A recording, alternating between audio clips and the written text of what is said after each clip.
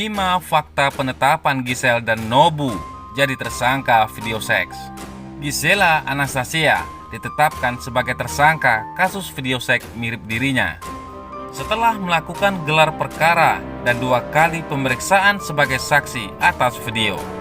Pihak kepolisian akhirnya menetapkan Giselle jadi tersangka bersama Mikhail Yukinobu de Freitas atau MYD.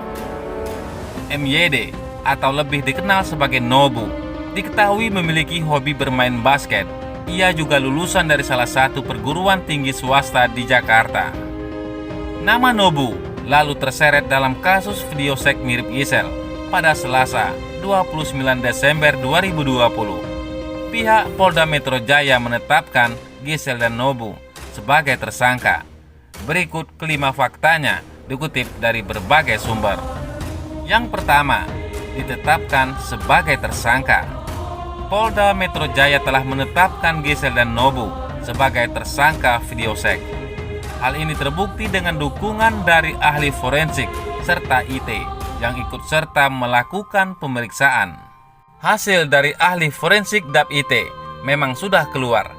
Kemudian pengembangan yang dilakukan tim penyidik terhadap keduanya juga sudah kita periksa, kata Kabid Humas Polda Metro Jaya, Kombes Yusri Yunus. Yang kedua, Giselle dan Nobu mengaku penetapan tersangka pada keduanya tak hanya terjadi karena bukti yang dilampirkan. Giselle dan Nobu pada akhirnya mengakui 2 orang yang jadi pemeran dalam video seks tersebut adalah mereka. 2 orang ini telah mengakui sebagai orang dalam video yang beredar di media sosial. Jadi, keduanya yang satunya adalah Giselle dan lakinya Nobu, ujar Yusri. Yang ketiga, terjerat pasal berlapis. Kombes Yusri Yunus juga mengungkapkan Giselle dan Nobu telah dijerat pasal 4 ayat 1 Junto, pasal 29 dan atau pasal 8 Undang-Undang 44 tentang pornografi.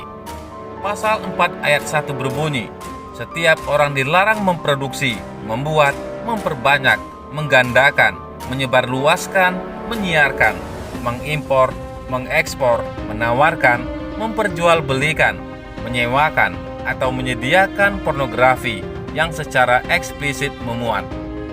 Pasal 29 berbunyi, orang-orang yang melakukan hal sesuai dengan pasal 4 ayat 1 maka dipidana dengan pidana penjara paling singkat 6 bulan dan paling lama 12 tahun dan atau pidana denda paling sedikit 250 juta rupiah dan paling banyak 6 miliar rupiah. Sedangkan pasal 8 berbunyi, setiap orang dilarang dengan sengaja atau atas persetujuan dirinya menjadi objek atau model yang mengandung muatan pornografi.